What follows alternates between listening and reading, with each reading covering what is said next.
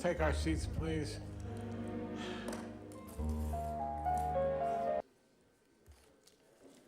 I call to order the March 5th, 2019 City Council meeting. May we have the roll call, please? Councilmember Brownstone.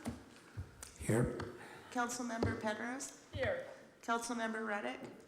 Here. Vice Mayor Eisen. Here. Mayor Verbeck. Here. You have a quorum.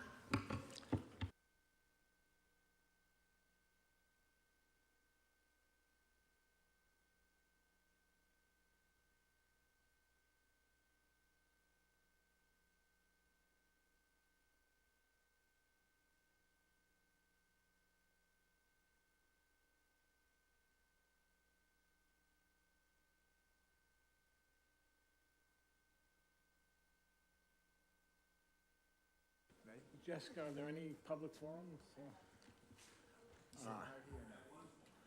Always count on Joaquin. Have you sitting in now? Yeah, sure.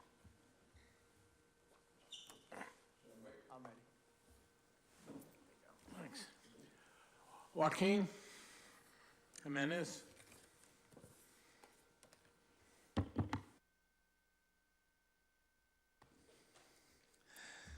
Good evening.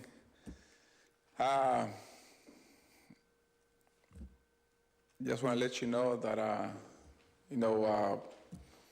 Sunday was a really tough day.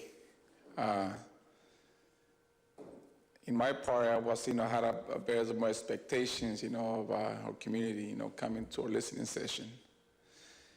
It took me a while, good thing I had a drive, to go to work, during that time. I was, kind of thinking about it. It gave me time to relax, a nice drive down Highway 1, I got to work, and then, I got to, prepare the dinner for the farm workers. They came in, set up the tables, brought the food out, had a good meal, good conversation, had new visitors to join us for dinner. And just talking with them, about, housing, down in Pescadero. And it's a conversation that affects a lot of people. Today I found out, there's actually is a fear, about asking for housing, among the farming community. I'm talking about the farm workers. It's a fear, actually of coming out, and I addressed a few people that today, they say, you need the housing. The living conditions, your living conditions is not for a family. I don't know if you ever take, drives around some of the farms. And I'm not saying anything, I'm keeping my mouth shut on it and everything, but it's like there's the fear, they're afraid to come out of the shadows and say, we need housing. We need affordable housing, something that we can feel, comfortable coming home after work and relax. Not having to share the kitchen with two other families, because that's what happens. Part of my job, I visit the barracks, down at the farms, and there's only one stove, and could be a range of, it goes from 5 to 15 people to use the same stove, so they take turns using the stove. And now I think about, the families. It's 2, 3 families in a household, at a home. They have to take turns, cooking. So you have to wait, and they have to cook, for the dinner, and then they have to cook for breakfast for the next day, and sometimes for lunch. Because a lot of parents are not home when the kids come home from school. But there's the fear of coming out of the shadows and say, we need housing. We need it like right now. We need it yesterday. So it's just something to keep in mind, and that happens here in 2.5 Room Bay. So, like I say, the Latino community, Latino Council, we're ready to help. Anything we could do, I'm visiting, some of the homes, because it's hard. It's hard to come out of the shadows and say, I need to come out front and say, this is what I need for my family. To raise a healthy family, a lot of issues come out when you raise, when you're crowded at a home. especially with some of the families that live there not related, drugs, alcohol, who knows? There's so many things that have happened throughout the years that I know it happened here in Half Moon Bay. I don't want to discuss, but it's, I know what happens. So I'm just, looking forward to getting some affordable housing for our community. Thank you. Thank you, Joaquin. Kristen Geet.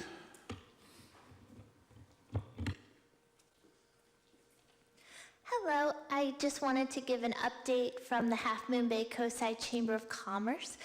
Since the last meeting, we held our first Half Moon Bay Downtown Roundtable, where we invited local businesses to meet us at Cafe Society, and we started brainstorming some ideas, and Bob was there, and Matthew was there, and it was wonderful. And the overall vibe of it was very positive, and we're going to hold it every month. And we're going to continue to reach out to the downtown businesses to come and participate. And so hopefully within the next couple of months, we'll fill up Cafe Society. And I'll come back to you guys to let you know what kind of ideas they're working on. There's some possible events floating out there, some music to help with, possible shop local where they all pitch in for some marketing to get people to come down during the week and reach out to locals versus visitors, which was a very hot topic. So I just wanted to let you know that that's gotten started and is on the works. And then we're also starting to put together workshops and programs which will start to roll out in the next couple of months. Junior leadership, which will be reaching out to you to have you come speak to the kids and cool stuff like that, and workshops regarding healthcare and the recycling and composting that Republic talked about at the last meeting. So that stuff's coming up, so I just wanted to let you guys know. Thanks. Thank you, Kristen. Anyone else in public forum? Go ahead. Kristen, thanks for talking about that. Real quick, we just held the listening sessions the past couple of days. We have a couple more coming up. But one of the things that did come up was hosting a career fair with the chamber as well, and kind of like working on that. Oh, super cool. So I know you'll talk with Bob more and Matthew more about that in the future as well, but just kind of, I think that's probably a good topic to start bringing up at that event as well. And that'll be great because our education committee just met and they set the goal to put together some kind of internship with the local businesses and the high school kids. So I think that'll fit right in with that. So we might already be on our way. Sweet. Thank you, Kristen. We're going to have presentations now, right? The first presentation is going to be on sea level rise. Do I have that right? What about the Mid-Coast Council update? Oh, I'm sorry. Since I was the one who initiated this, kind of silly. Yes, Mid-Coast Community Council update.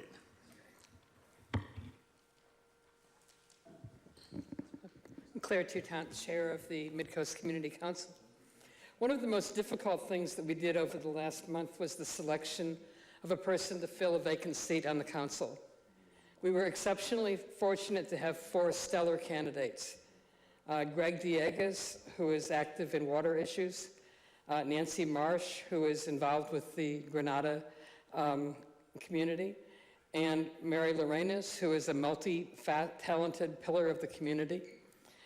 We nominated Tamar Powell, who has a diverse background in community services and an orientation toward youth and education.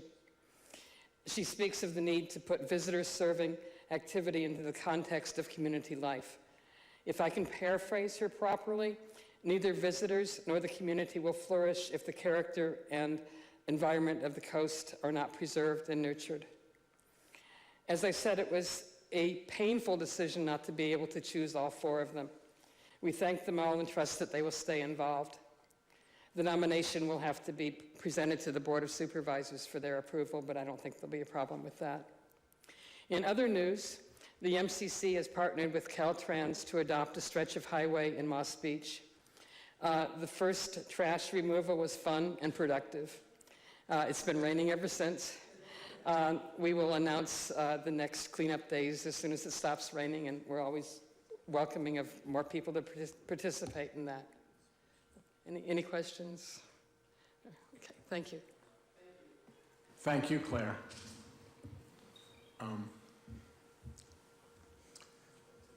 Mayor's announcements. The city manager will be talking more about our upcoming listening sessions and our strategy workshop.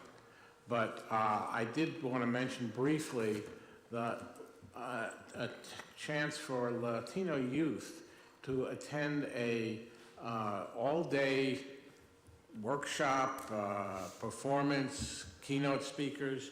All of that is for Latino youth from 12 to 22 years of age. It's going to be this Saturday from 9 a.m. to 3 p.m. at Cañada College. And there's a information sheet out in the front there if you are interested in that. So this is a chance for Latino youth to become more involved with jobs, learn more about resources available, and it's a good thing that I think we should take advantage of. There's nothing to report out from our closed session, and I will hand it over to the city manager to talk about important announcements. Sure. Thank you, Mr. Mayor, members of council, members of the public. We do have 5 or 6 announcements, miscellaneous items. I'll do the first 3. And then Jessica, the city clerk, will make some comments about our new ledge committee that was recently formed. Then John Dowdy will have a short presentation on some sustainability items that are going on. And then we'll finish with Victor, and he's going to promote the NET program that's coming up. So my items are fairly miscellaneous. I just wanted to make a comment about kind of the storms that we've been seeing this year and all the rain events. It's obviously been a very wet February, and looks like it's going to continue into March, which is a good thing.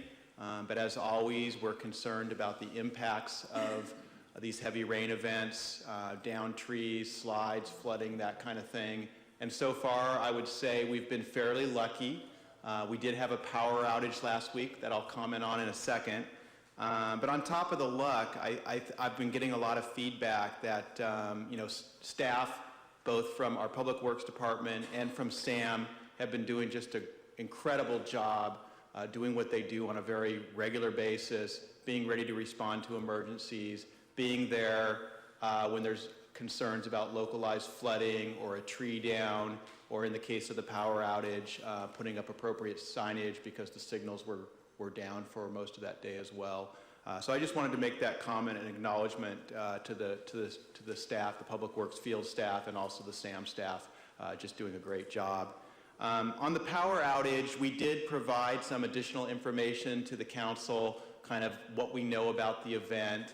Also included in there were numbers that the public can contact, tips during a power outage, that kind of stuff. We wanted to get it out to the council first, but that same information is going to be paraphrased and put out in an upcoming e-news, and it also promotes the community preparedness day that we're planning for May 4th, and we really want that to be both an exciting, fun, and educational event about emergency preparedness.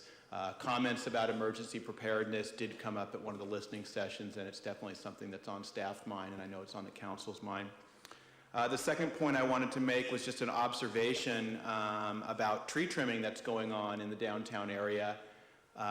Maybe a lot of people haven't noticed it, but if you work in the downtown or if you work at City Hall, you've certainly noticed the work going on in the last week or so. And I just was really impressed with the quality of the work, the efficiency of the work. Even the day of the power outage, the contractor was out there. We haven't had any complaints. And, I walk down the streets on Main Street and look at the quality of the work and those trees that they've done. I mean, they just look beautiful. It's so much brighter. You can see the businesses. So this is part of our tree trimming program. This contract was before you about a month ago. for just over 50,000. I think this round of this year, they're doing about 320 trees, primarily in the downtown, and I just wanted to note how great I think the trees look. They hadn't been trimmed for a while. Just was the tree trimming mostly for beautification, or was it also for safety, or a combination of the factors, or what was it, the primary? Both. You might recall when the contract came before you, I think it was in December, we actually did a complete inventory of all street trees and looked at the health of all those trees, which ones should be removed, which ones should be trimmed. And it's not just for aesthetics, it's for the health of the tree and also for safety reasons. And then the third comment I wanted to make, just off the mayor's comment, just to plug the listening sessions. So we have had 2 listening sessions. Those occurred Saturday and Sunday. We felt they went pretty well, and the feedback we've gotten so far is that the public's appreciative, and it does seem like they were pretty good sessions. The third one is scheduled for this Thursday evening at 6 o'clock at Kenyatta Cove. And we have decided to hold one additional listening session. So we're going to work on scheduling that. It's still to be determined at this point, but we're trying to find one extra day just to make sure we've been really thorough in getting out to the public. And we're going to try to work out a day, obviously, that works for your council, works for staff, and is the best day to really get as many people from the public as we can to the event. So that extra day will be a Spanish event translated into English, similar to the one we tried to do on Sunday.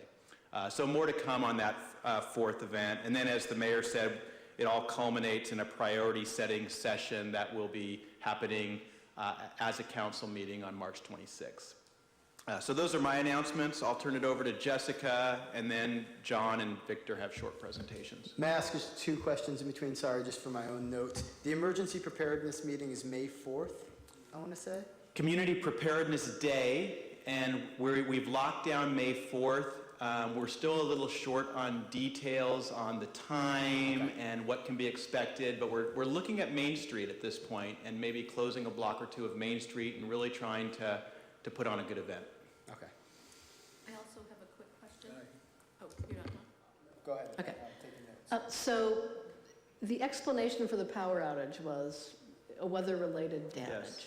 What exactly happened? I'm getting grilled by the public on that. So. Unfortunately, Councilmember Ruddick and Mr. Mayor, I don't have more right now off the top of my head. So great question. I did that and did probe a little earlier, kind of in real time when it was happening. And I will say that PG&E, I thought, was communicating with us very effectively the day of the outage. Whether or not they were, getting it done to our satisfaction, they certainly put out a time and then beat their time. So I think they followed the old adage. But I was never satisfied or really heard what exactly happened. It was obviously at the transmission level. It was not at a local level, and so that's why the outage was so far-reaching. But we'll try to get some information and send an email out. Excuse me. The legislative subcommittee, which the city council appointed in January, consisting of Councilmember Ruddick and Mayor Rohrbach, held its first meeting last week. We reviewed the draft legislative platform, and the subcommittee provided comments. That platform will come before the entire council on March 19th for adoption. We reviewed various bills that were introduced as part of this legislative session. And coming up on March 27th, the subcommittee will be taking a legislative advocacy trip to Sacramento, and we'll meet with our area legislators and various state agencies. And I will hand it over to John.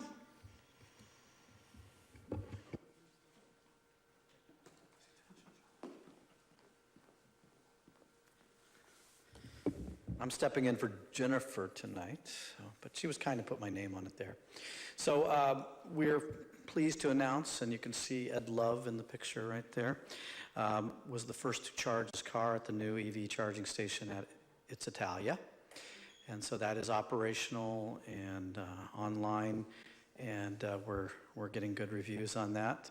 Ed was a little concerned because he was getting his exercise coming over to check his car on Kelly, and now he doesn't have that exercise opportunity because it's right next to his office. But we told him he can still come over and visit us anyway. We have a second one that the infrastructure is all in. Honestly, we got the wrong head sent to us for that, and the charger head, so we're having to replace that. We're looking at that coming in soon, and that'll be operational as soon as we have the right actually charging head there with that. So very exciting. We're rolling with that, and we're working on identifying potentially sites as well. John, you're not putting one in Ted Adcock like originally a long time ago? No. The reason we were holding off on the Ted Adcock was because we're going to be doing the facilities planning here, and we wanted to make sure that we didn't invest and then have to rip out what we were investing in and moving forward. But we're planning to put one or two here in the ultimate sort of reconfiguration once that's determined. So the plan is still to have charging here. How many total do we have right now, and how many are in the plans? So the city owns and operates 3. The one by City Hall, the new one at Italia, and the one that's by Half Moon Bay, or Moonside Bakery. And then we have a fourth one that is a requirement of the new commercial building on Main Street, down the way there, where the old veterinary hospital used to be. And so that'll be a fourth one that we're going to be working on that one. We also own one at the library as well. So there's the charging station at the library. So that'll be 4 right now, 5th one coming on with that development, and then what we look at in terms of this site and other sites as well. We'd love to have one even in our parking lot at City Hall at some point. So I think that's something we'll look at. And the price of these continue to come down, and frankly, they because they messed up on this charger head for us, they've offered us an incredibly good deal for future purchases. So I think that'll make it even easier for us to deal with and work on. Do they generate any revenue or revenue neutral to the city? We established the rates as the city council resolution at, I think, a pretty reasonable point. I don't think anybody would claim that we're getting a huge windfall out of it, particularly because I don't know how long it'll take for us to recoup and recover our original investment, because these are not only just the charging station, but it's also cutting the concrete, putting in new conduit, and lining up these. So they're not inexpensive. So it'll take us many years to recoup even the initial investment. And I think the council understood that, but agreed that it was a positive. And we can come back once I would say we can come back once we've basically taken up and recouped our cost of the initial investment and look at whether we could and should maybe reduce those fees a little bit. That's a choice you can make. I really appreciate that we're doing this. This is the wave of the future. We think. John, we can get these for free through PCE if they're Teslas, if they're Tesla only, isn't that true? I don't know, but that would limit, and Tesla's built these they're at the Ritz-Carlton, and there's some other locations on the coast side, but those are very limiting in terms of who they allow access to. So we've chosen to take a more open approach to this and allow other than non-Tesla. Tesla can use our chargers, and they were using it the other day. There was a Tesla parked out there. The little people need a place to go too. But it's something, and there are grant programs, and remember, a portion of these last 2 that we put in were grant funded by the Air Quality District. So they were not all general fund funded. So there was grant monies in it. It's just, it wasn't a huge amount, but about a third, I think, of the cost was paid by grant. So we went looking, and we'll continue to look for funding. Yeah, I'm guessing that with the the increase in urgency in Sacramento to reduce greenhouse gas emissions, that there's probably going to be more money put out there, probably in the coming budget year. So we ought to keep our eye on that. We will, and that's what that advocacy trip is going to do too, for you guys to go. Find the money. As long as we're talking about EVs, PCE, Peninsula Clean Energy, is going to be sponsoring more of these ride and drive programs where there will be EVs available for people to come and check it out. So we'll try to get one in Half Moon Bay if That would be possible. a lot of fun. Yeah. So that'd be good. Okay. Simple, February 9th, we had a really good event at, and this was at Smithfield with the county e-waste styrofoam tire drop-off. I couldn't believe I went out there and I saw the 611 tires they collected. Who's holding 611 tires? But apparently a lot of people are holding tires at their house. But 6,000 pounds of e-waste and 100 participants and everything. So a very good event. This is part of our collaborative with the county, as well as working with Republic Services. The R's are killing me. But so this was a great event. We're going to continue to work on that. We will be having, and we'll be coming here soon to talk about the event in April in advance of Earth Day. So we'll do some work there. 38 pounds of styrofoam, that's got to be a lot of styrofoam. It doesn't weigh much, does it? No.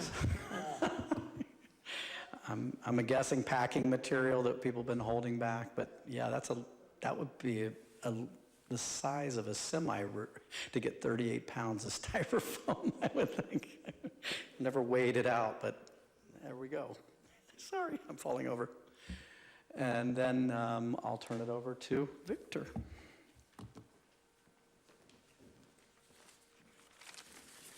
Good evening, Council. As Bob mentioned, I'm here tonight to give you an update on this spring's English Language NET program. And for those of you in the public that don't know, the NET program, which stands for Network, Engage, Transform, is a 4-session community academy that provides an overview of the management and governance of the city of Half Moon Bay and its programs. And there are 4 sessions, and at each session, participants will take part in interesting and fun activities. We try to make it interactive that illustrate how the city's various operations function. You get to meet and talk with city staff and city council members, and as well as other community members who share similar interests. It really is a great opportunity to get an insider's look into how the city works and to become more knowledgeable about the city and to help build and strengthen the communication and bonds within our community. Sessions this year will be held in April, starting with April 4th, then April 11th. We'll skip a week and go to April 25th, and then end on April 2nd, where we have conversations with the council. And then the NET graduation will be in this room on May 7th. And also an important part that I must remember to mention is that a catered dinner is provided at each session. I'm sure the council can attest to how good the dinner usually is. And this is our 4th year holding this program. It's been very popular, very successful. We've had over 100 participants so far, including some council members, some staff, and other members of boards and commissions. And applications are open now. You can apply online at hmbcity.com/net. They are due by Thursday, March 21st. So far, we have about 12 applicants. So it is filling up. We're looking at about 20 to 25 applicants max to make sure that we're able to keep the program intimate and cater to everyone's needs. And if you have any questions, my contact information is up there. You can email me, call me, and that's about it. And thank you for your time. Victor, were we also talking about doing one directed at the youth? Yes, I think we'll be talking about that with the city clerk's office, actually, and it's going to be somewhat like the NET program traditionally, but also a bit more focused on elections and voting, I believe. We should have more information about that soon. And that should happen sometime in September, I believe. Thanks. Thank you.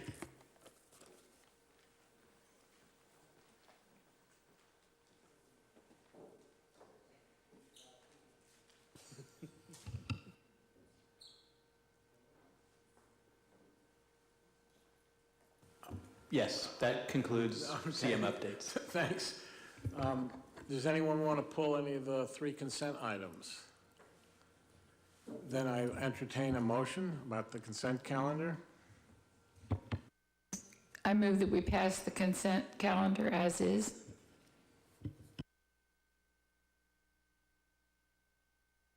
Get it done with. Second. All in favor? Aye. Aye. Consent calendar passes. Ordinances and public hearings. We're going to hear about the San Mateo County Flood and Sea Level Rise Resiliency Agency.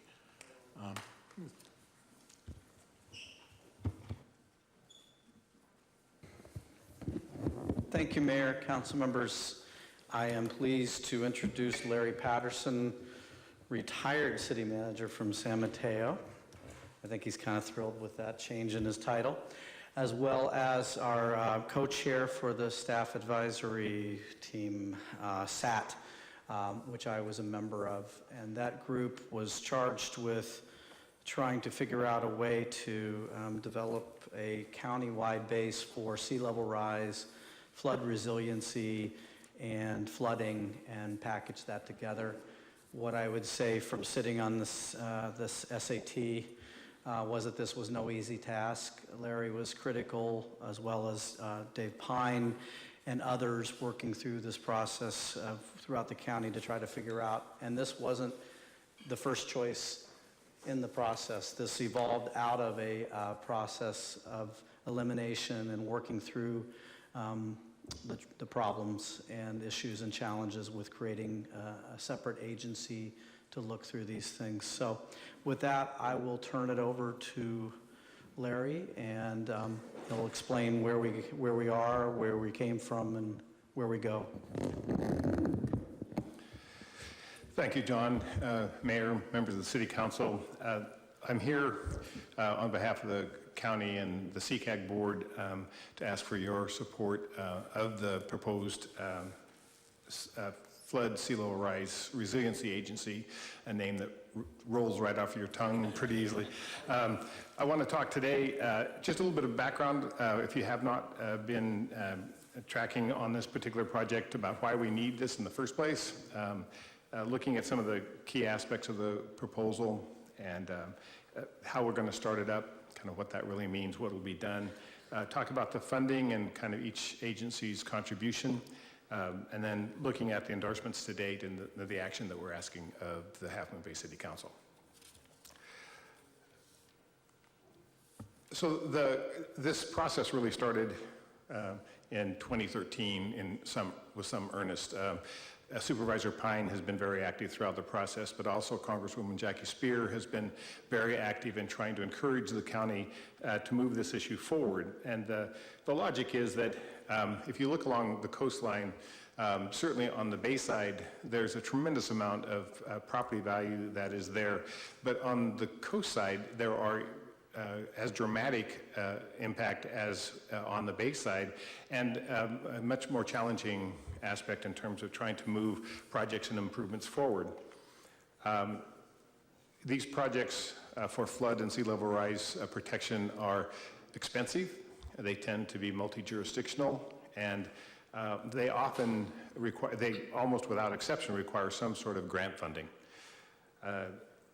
We've been at a disadvantage in San Mateo County because our ability to pursue grants has been kind of disaggregated.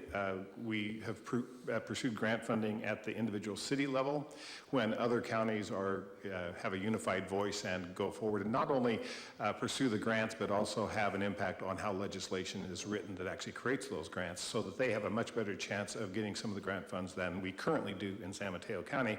So it's an important aspect for us to kind of move it forward. We have a countywide flood control district, and it's overseen, governed by the Board of Supervisors. It was created in 1958. It has 3 subzones. The only places where those funds can be spent, for example, Como Creek is one of them. And it generates about $3.8 million. So it's not trivial, but then again, when you talk about hundreds of millions of dollars in project costs, it's not nearly enough, and it doesn't cover a broad enough area. And it has very limited application on the coast side. I think there's a little bit of a twist, and it doesn't really affect the coast side, and that is there are regional facilities being required for stormwater quality. I think from an environmental perspective, it's important. It probably has more impact on the bay side than it does on the coast side.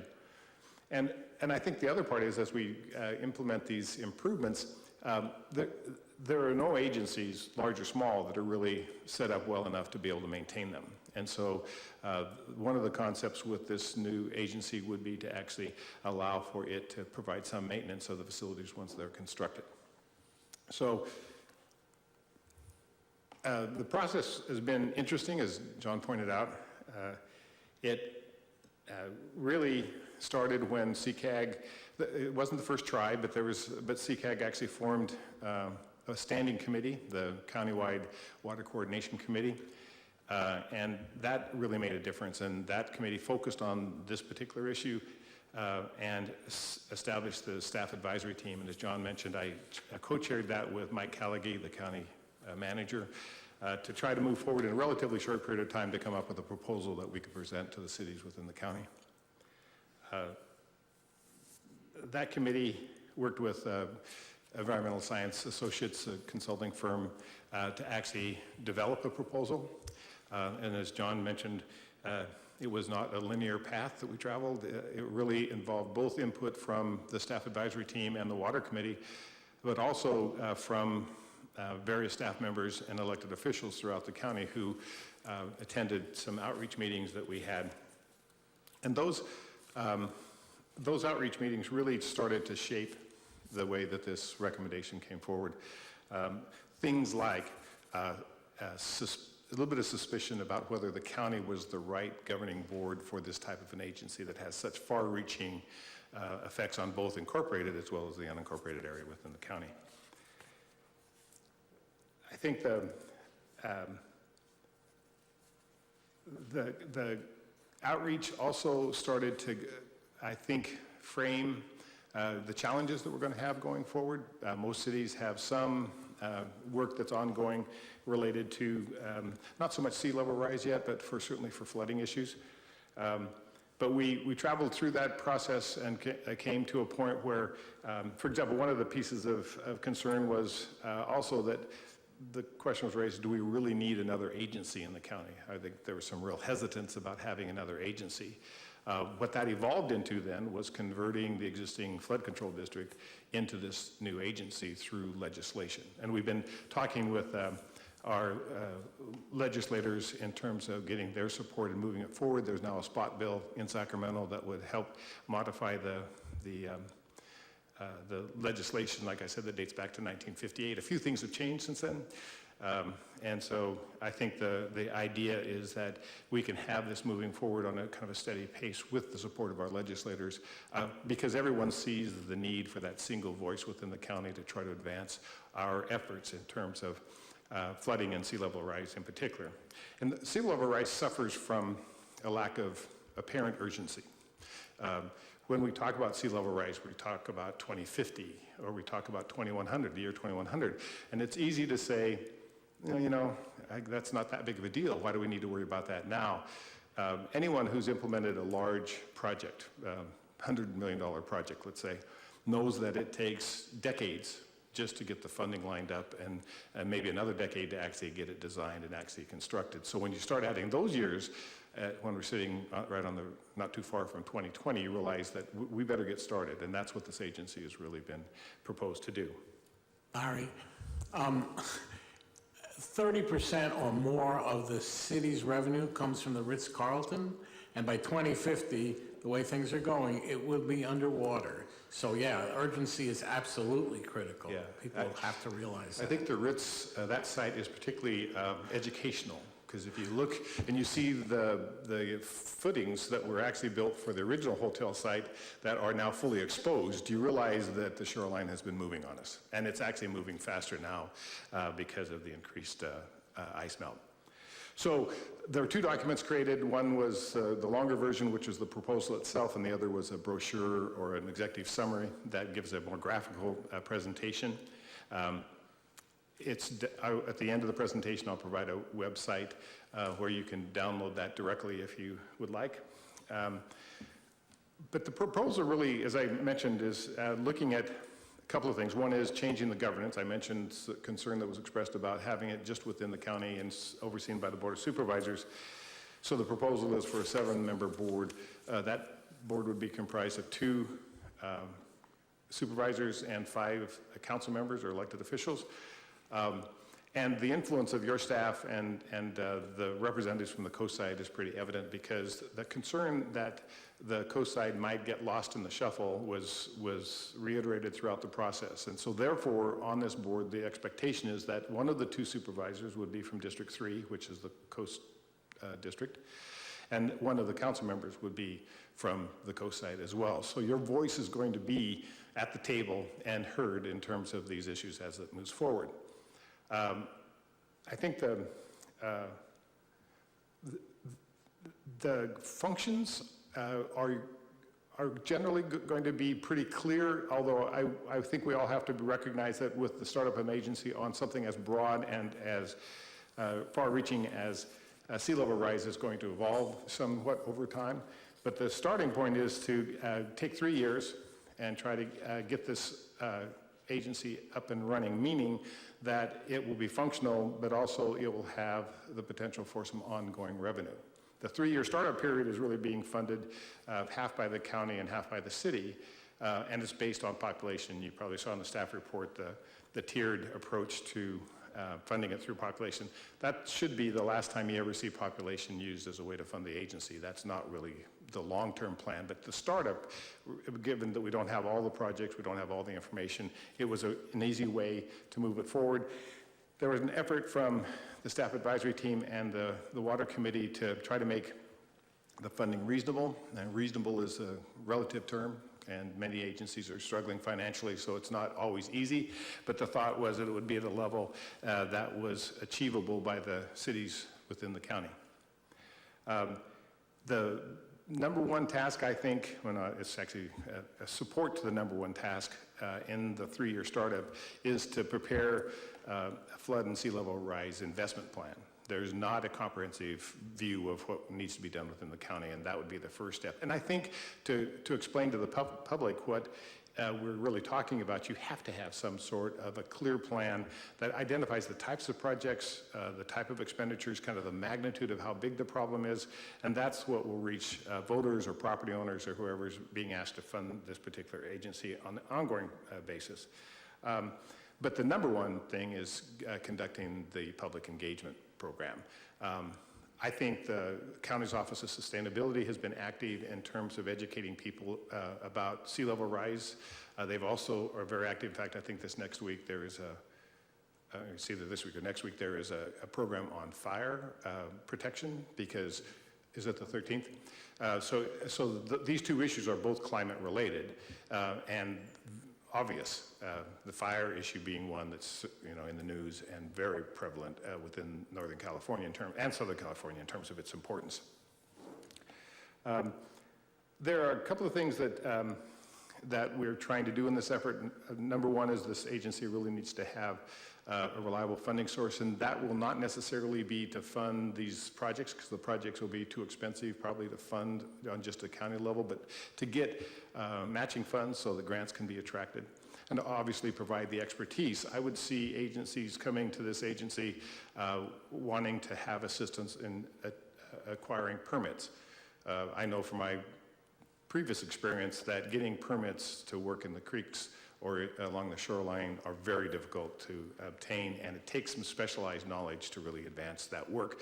So I think this agency will be aimed at developing that kind of expertise and moving that issue forward, and making it easier for cities to accomplish what they need to do in terms of flood management.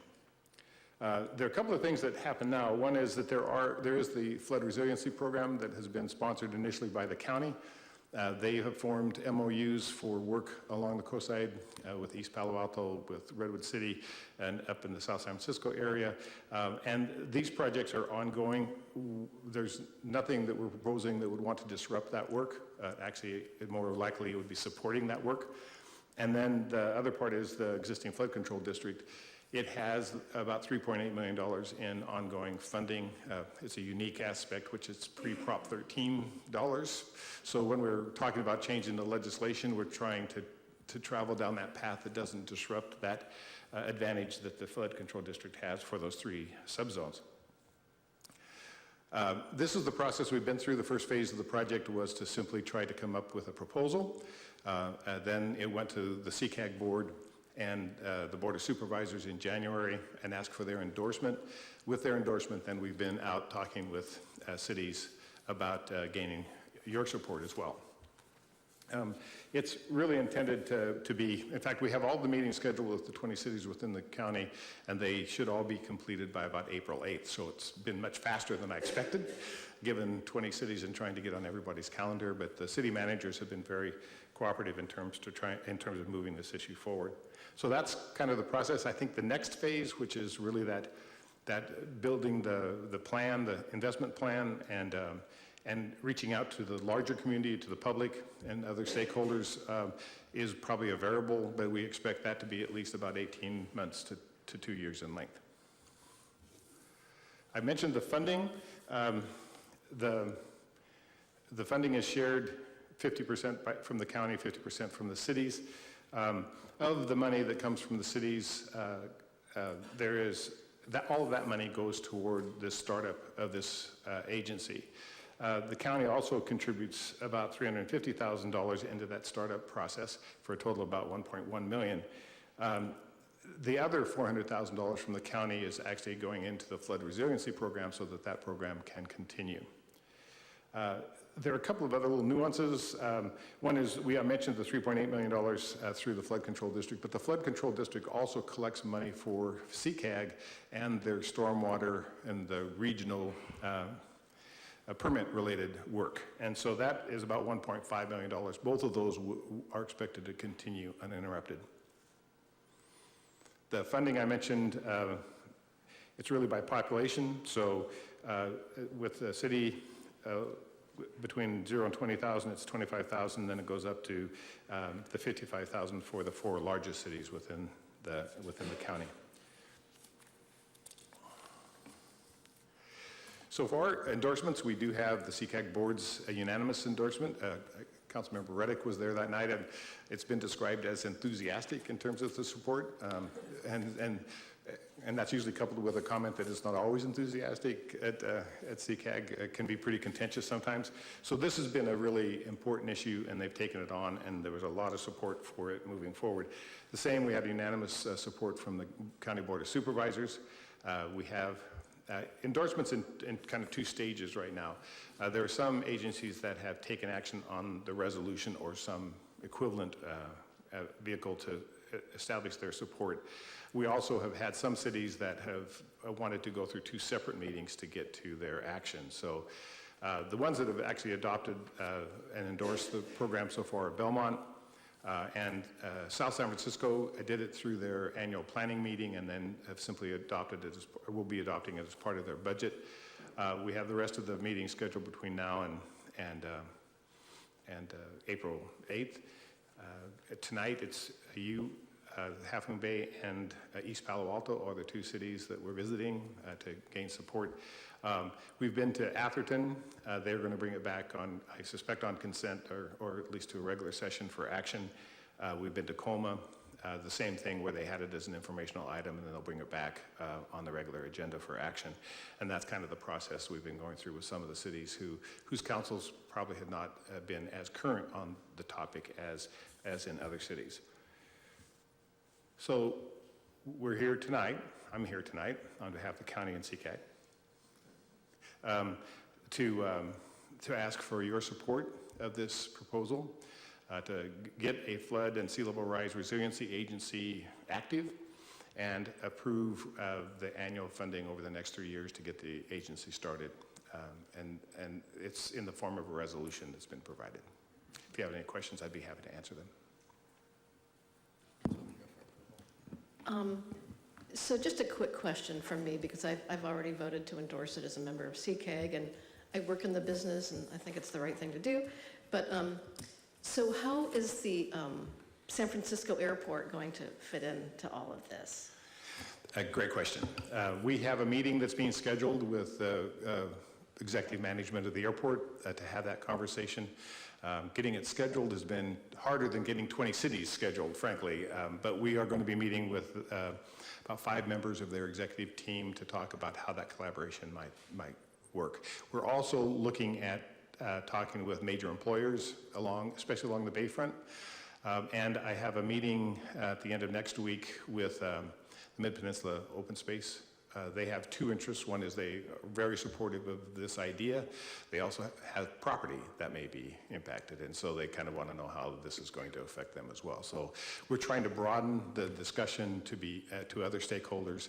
I've been invited to Chamber of Commerce in the San Mateo area to try to talk to their business community about what the impacts might be. So you'll see this start to make it out into kind of a broader net of stakeholders.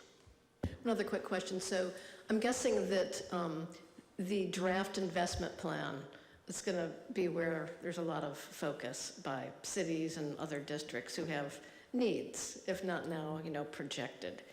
So I don't know if you've thought about how to roll out a draft investment plan, whether you'll ask cities or agencies to endorse that, or what sort of outreach will be done, but I think it'll be, pretty important.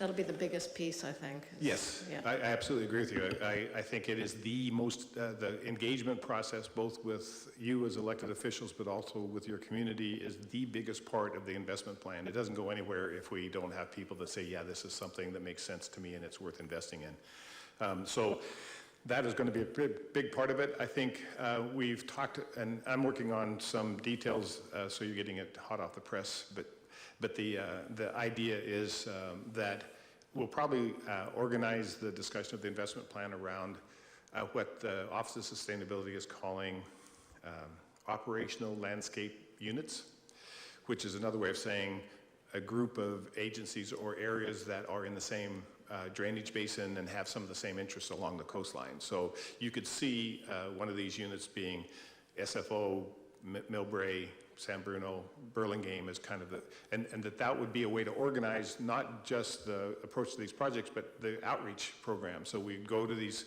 areas that have shared interests and shared need, and basically listen to kind of what kinds of things they're talking about, because the range of options, the Office of Sustainability developed a chart, and it goes from green to gray.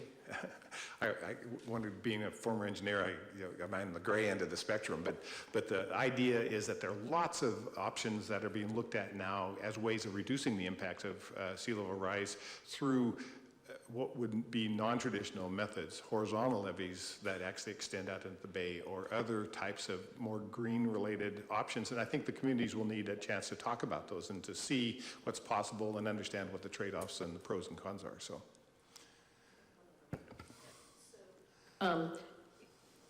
Having some familiarity with investment plans, usually the first step of that is developing some sort of general principles. Yes. That guide the development of a draft. So will there be a process for that too? Yes. To identify Yes.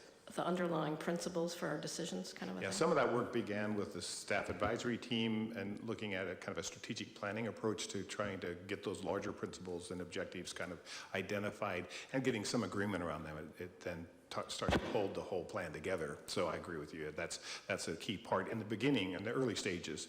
And I think the other need will be to team with the Office of Sustainability, who is already out in the community having some of these conversations, and to try to make sure that it's clear that this is an integrated program.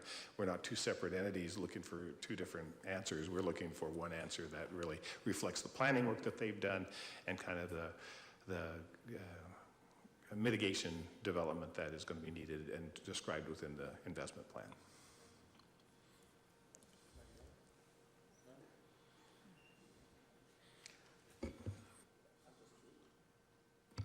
I'm just delighted to hear this because I don't see how we could possibly react to what's going on with sea level rising without an interagency, intercity approach. And I don't see how we could possibly be proactive because the place we're in right now, it's always relying on the emergency after the fact and making it 10 times more expensive. But you're right, we live in a culture that tends not to be proactive. It's reactive. We haven't had a big storm in 2 years. I notice there aren't all these emergency meetings in the community. When that storm hit, everybody was meeting and talking about what we needed, and the money wasn't there, the planning. I mean, some money was there, but we didn't have a real plan in place to deal with it. So I think this is great. Really appreciate your work on it. Yeah, I'm also very pleased that the coast is being called out. I've been to several meetings on sea level rise, and it has seemed to me up to this point to be largely bayside conversations. And so this is good. It looks like an all-inclusive plan is the way to go, and I'm glad we're going to be part of that. I just want to say that from my vantage point, I think it's an approach that matches the scale necessary to address the problem. I think Larry touched on that. I think that's really important. But I have to say how impressed I am with the process. I've been impressed with the Office of Sustainability and all their work on, vulnerability assessments and all that stuff. And then the time it took for this water committee to start meeting and then to where we are today, fast, efficient, smart, I think all's good. So thank you. I'm all in. Nice to meet you. And I expect to see some grants coming your way in the next few years. So thank you so much. I'll remember your face. Thank you very much. I have to say, Councilmember Reddick, and the comment about the timing, the bulk of this work was done between around May or June and the end of the year. When they asked me to co-chair with Mike Callaghy, I said, well, I'm not going to be any use to you. I'm retiring in December. And they said, we want you to be finished by then. And so it was really one of those times when you set an aggressive schedule and the need is strong enough and the support is there that you can really move things forward. And this is one where a great amount of progress has been made. I'm looking forward to seeing the next phase. I concur with all my fellow council members. I'd like to entertain a motion. Yeah. Oh. It's a big deal. Go ahead. It's a big deal. Yeah, it is a big deal.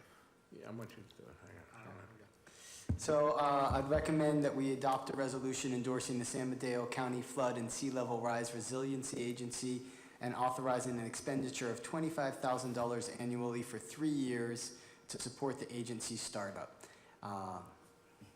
Second. All in favor? Aye. Aye.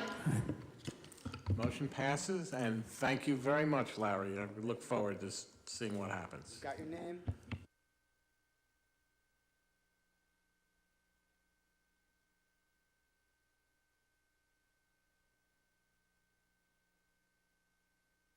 And John is going to stay there because we're going to hear about the capital improvement program updates.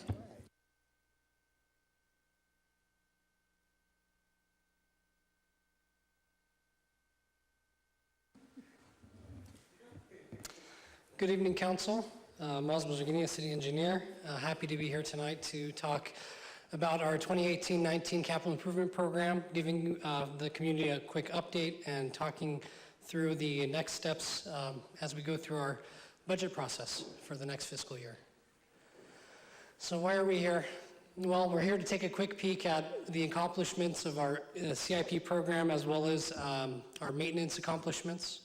We're going to talk a little bit about project delivery challenges that we see here in the coast side, as well as talking about active project status and next steps. I just wanted to share this. This is for our adopted 2018-19 CIP. I'm not going to go through this in great detail. But this is just a quick breakdown for folks that haven't seen it of our capital improvement program, the 5-year projection, with the current year being the only funded year. And again, the list goes on. So you have sewer, street, and trail improvements on the second page. So the 5-year total budget was approximately estimated to be $77 million. What we've accomplished, there's been numerous accomplishments over the last fiscal year. We've been working diligently on delivering a lot of the capital projects and the deferred maintenance of quite a bit of infrastructure that the city has not been able to get to for one reason or another over the last several years. This is a quick highlight here, and I'll go through a couple of specific examples, as well as the capital maintenance side of it. Again, quite a bit of projects that have been worked on with our maintenance staff, as well as outside consultants and contractors. Some of the plans and studies that we've been able to achieve that will help guide us moving forward. The ADA transition plan was a big accomplishment that was completed over the last fiscal year. We have a document, we have a server interface that will actually allow us to generate specific reports for facilities and sections of roadways. So as we're programming and planning our projects, we can run the ADA transition report to see what the ADA needs are in that specific location. We've also worked on the Parks Master Plan, the Bicycle and Pedestrian Master Plan. The latter of that being close to adoption. The Parks Master Plan was adopted, I believe, the last City Council meeting.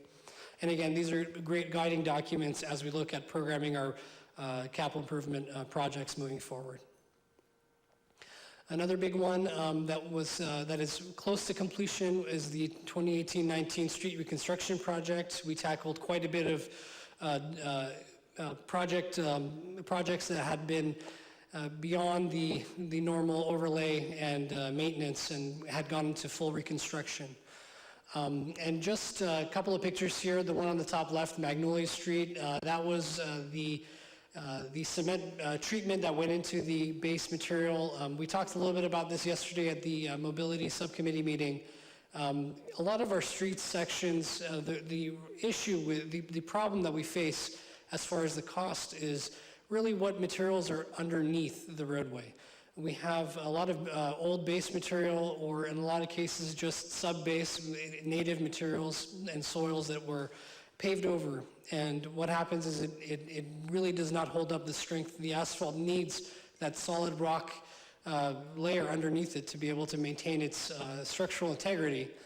And one method that we did on Magnolia that seems to be holding up well, and also in other streets, is taking that existing material that's already on site, not having to remove it and ship it to a landfill, but actually mixing cement right into that material, mixing it in place, adding some water, and essentially turning that into a concrete base that will act as a base rock material.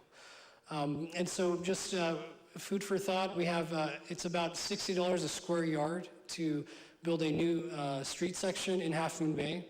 And what that means is streets such as Belleville Boulevard, where you have about 300 yards of length and about 15 yards width, you're looking at about $275,000. And that's just in the rebuilding of the asphalt section. That doesn't come into the cost of concrete sidewalks, curb and gutters are not estimated as part of that. Maz, how much did the Magnolia Street improvement cost? The Magnolia Street, it was similar in size, so it was about $250,000 to redo that section. And again, that cost of $60 a square yard that John just reminded me, that also does not cover any soft costs as far as material testing, inspections, or design. So, as I've learned recently by doing reading in the newspapers and things, concrete is evil. Lots of greenhouse gas emissions in the making of concrete. So are there alternative materials that one could use to build a street besides concrete? We could, that's a great question. I mean, we could go back to the Class 2 aggregate base, recycled aggregate base, which is basically a rock mixture. But the problem is that increases our cost in that we can't just add that on top of our existing street sections. That will change the drainage pattern of our streets and networks, and so it would have adverse impacts to surrounding streets and residents and businesses. So from that perspective, it's a little cost prohibitive for us to do that. For new street sections, such as what we have moving forward in the Pacific Ridge development, we have the ability to add the layer there and build it up. And so in those cases, we do that. For cost savings purposes, we've been looking more at using a 5% cement mix. And they usually, when they mix that in, they add water to it. And so it hardens pretty quickly, and so you don't have a lot of the dust. But I understand your concerns with just using the cementitious materials moving forward. We can take a look and see what other options and alternatives are out there. I mean, new materials are always brought into the play. So we'll keep our eye out and see what else we can do. A couple other pictures. We finished up the end of Kelly Avenue and the section of Church Street that's north of Kelly. We're also working on our 2018-19 sidewalk repair and replacement project. This one is currently under construction. We have moved forward with tagging some of the trees that have that arborists have reviewed and assessed that the life of the tree has been beyond what we could do to salvage and maintain it. We've been doing a lot of tree trimming, and that's been actually great timing with our urban forest management program that's been rolled out in the last week or so. And so what we'll be focusing on is our high priority hazard areas, which are really the areas that have been uplifted above a 1/4 inch and has gone beyond any maintenance that we can do, such as saw cutting or diamond cutting and patching. And so we're focusing on that currently. Of course, I can't forget the Half Moon Bay Library and the Correa Street improvements. The picture you can see here is from our opening day in August. It was a very well-attended opening, and it was a pleasure of mine to just be associated with this project. But also another side piece of this is that we were able to incorporate quite a bit of green infrastructure and taking stormwater that would otherwise be channelized into a pipe and discharged directly into a water course. We established these green infrastructure bulb outs where it acted as a treatment and allowed for infiltration and settlement to kind of work its way through the plants and materials before getting into our water courses. Another project to highlight was our Poplar Emergency Erosion Project. This one was brought to council separately as an update and action. The emergency project has been completed, and we're looking forward to the permanent improvements moving forward. So one quickly talking a little bit about our projects, and I know that some folks think that it seems to take a little bit of time, and I have to say that there is a uniqueness to our situation here on the coast, specifically in Half Moon Bay.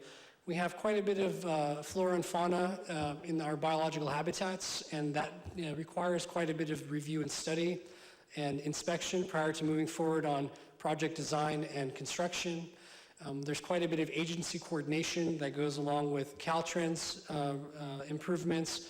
For example, you may have seen some of the new striping that has moved forward on Highway 92 and Main Street. That intersection request for striping was put in by staff about 9 months ago, and I'm amazed they found a break in the weather to come in and do it. But I'm not complaining. It was fantastic to see that move forward.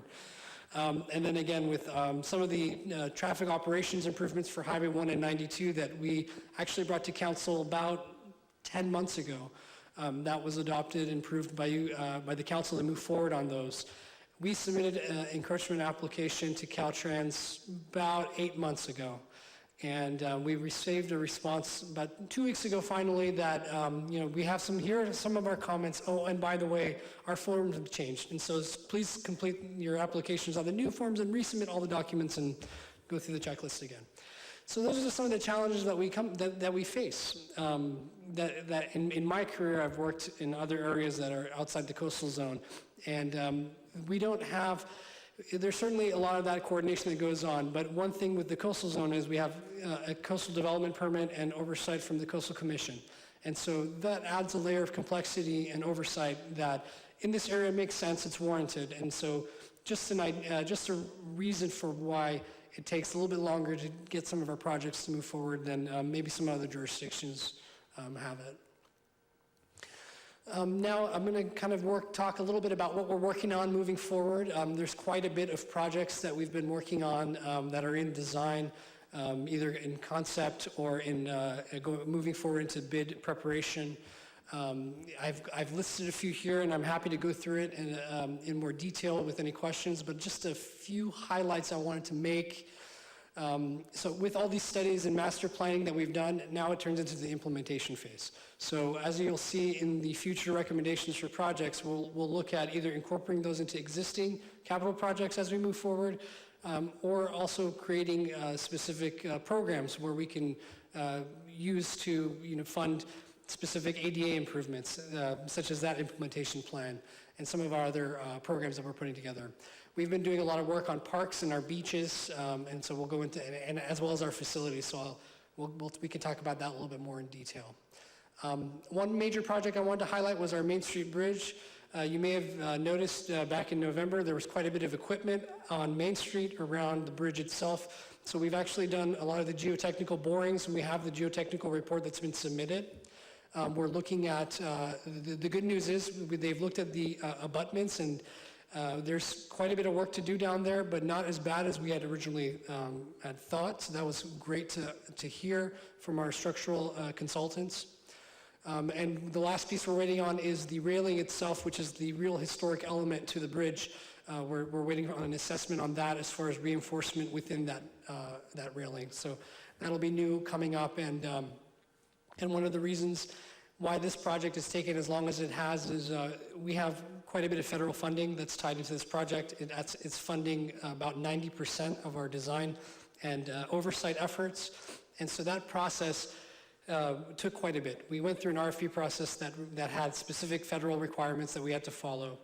We also went into, and then once we got the RFP issued and approved, then we went through the whole contract process. So it took Caltrans about 5 months to approve our contract documents before we were allowed to move forward with actually awarding the contract. And so, long story short, we're making great progress now, and we're anticipating a Main Street Bridge Advisory Committee meeting in the next couple of months. The Highway 1 improvements, that's something that the Council and Planning Commission and the community have seen in different various forums over the last few months. We made a great milestone with Caltrans on the Highway 1 North project. We got the peer evaluation completed. That's a great first step, and that actually opens up the funding for the final design. And so we are waiting for working with the San Mateo County Transit Authority to get that grant agreement in place, and that'll be coming to the City Council in the next couple of months to move forward.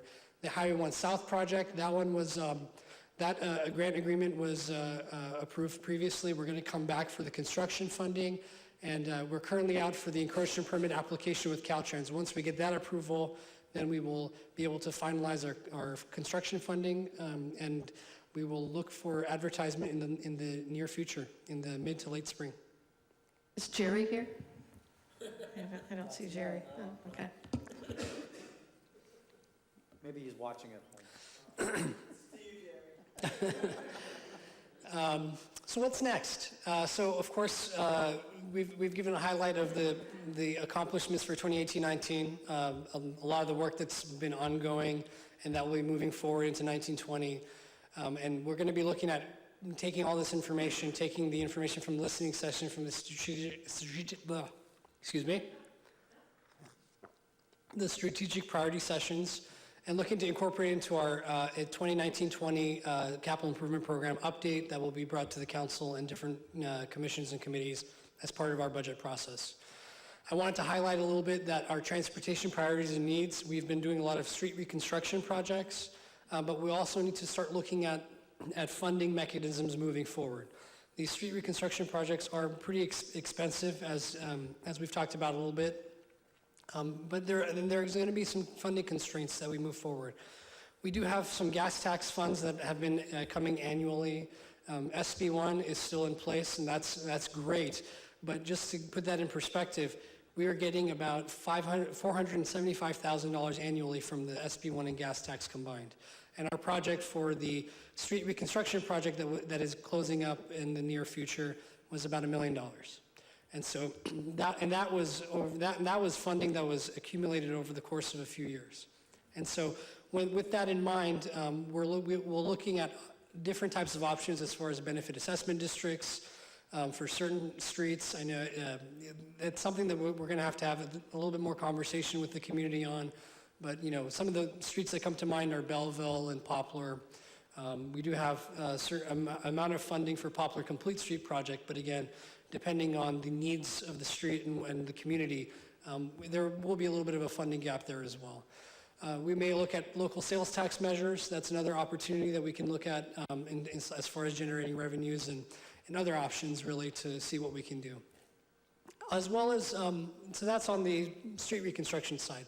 We also want to look at our maintenance side of things, because one thing that we want to make sure that we do is we maintain our streets and roads so that we don't get into this situation where we're reconstructing streets every 15 years. The maintenance is critical because it doubles your life expectancy. When a street, if you go unabated, the street will last 10 to 15 years. By doing proper maintenance, you can get 30 plus years of life out of that street. And that includes slurry seals, crack seals, and overlays. And the cost effectiveness of those measures are quite a bit. So one thing that we're working on is we have our PTAP 20. It's Pavement and Transportation Assistance Program. It's through MTC. It's a subsidized program where we contribute about 15% of the cost to do a full system analysis of our pavement condition index. That's something that we were awarded the grant for. So the city's contribution is $3,000 compared to $15,000 from MTC, and so we're going to be kicking that off in the next couple of months, and through the end of the calendar year, we'll have an updated pavement condition report, and again, that'll have information as far as maintenance programs, what streets would look at, what types of improvements and maintenance aspects. And so that'll be something I'll be working on in the future. We've got quite a bit of parks improvements that we're going to continue working on. The Carter Park and Ocean View Park and Smithfield are just a few to name, and quite a bit more. We're looking at facility improvements. We've got the Ted Adcock Center remodel, the kitchen remodel specifically. That's going to be moving forward in the near future. We're working through the final design and county health because we do want to make that a full-service kitchen.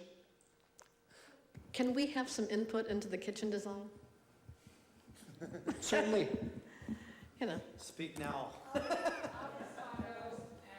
You were thinking colors and surfaces and textures? No, I was thinking like layout, use. I mean, this could be a moneymaker, right? I mean, we don't want to do something that's small and won't do the trick. We want to take a good look at it and making sure that we got the right plan based on. We're looking at this as a full commercial, as a full commercial. I'd still. Yeah, we can certainly make that. I think the council would like to see that. Yeah. Okay. No, certainly. Yeah. Point taken. Since I can't do my own kitchen, I want to do this.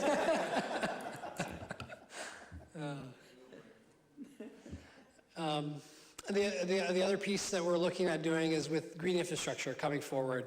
We're going to be putting into the capital improvement program a green infrastructure program specifically to fund green infrastructure projects, and whether that's a standalone project or an add-on to an existing or a current project in the CIP, that'll be something we can look forward to. But I think it shows the good gesture that we are invested in green infrastructure.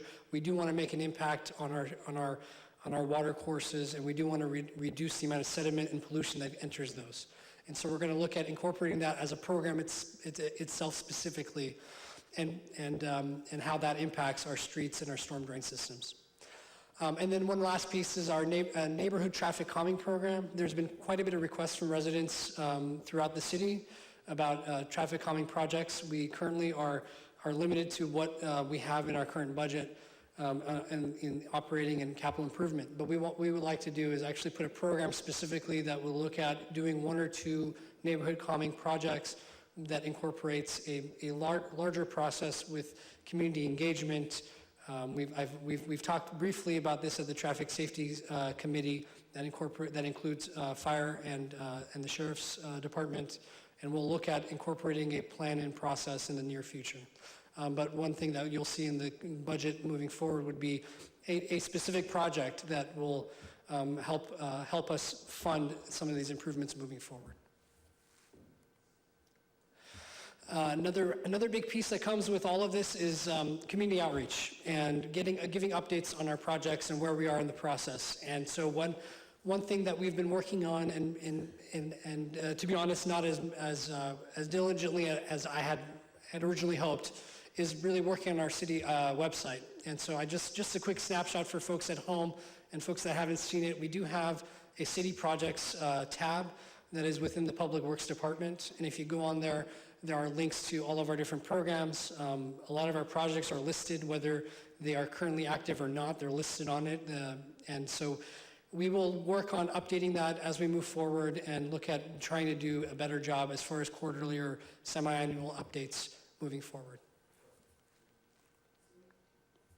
Looking forward, this is on my whiteboard behind my head at my office, and it's important because I just wanted to show that the CIP has been something that's been on my mind for 3 or 4 months now, as far as the update to the 1920 program. So we're doing quite a bit of outreach. John presented the to the Parks and Recreation Commission on February 27th. The BPAC that it will be meeting this Thursday at the EOC at 6:30 p.m. We'll be talking a little bit more about our bike and pedestrian needs and our CIP update there.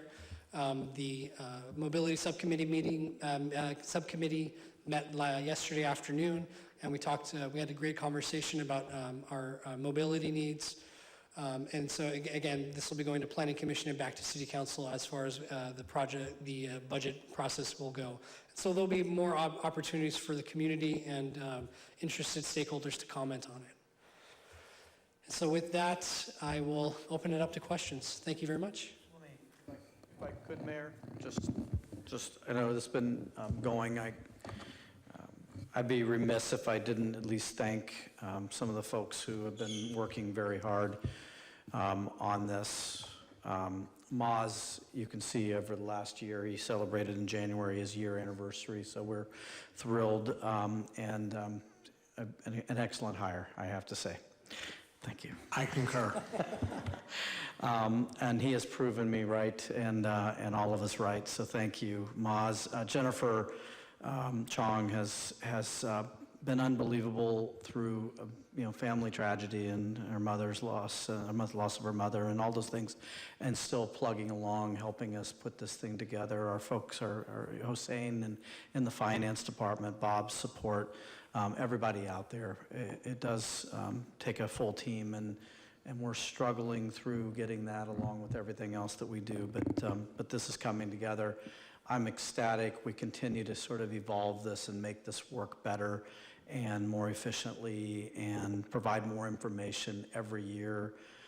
Sort of these ideas, I've been looking at this issue of trying to deal with this traffic calming forever, trying to figure out how do we meaningfully be able to program in and look at this issue, and so we're starting to really move that forward. The other thing I would mention is the council was very clear last year at the budget time that you wanted us to go out in the maintenance realm and really focus on trying to make small improvements, little wins at each of the parks. And so one of the things we presented and you saw tonight was a partial list of all the things we've done, but a lot of those involved the barbecue pit at not at Ocean Park, but at Oak Avenue Park.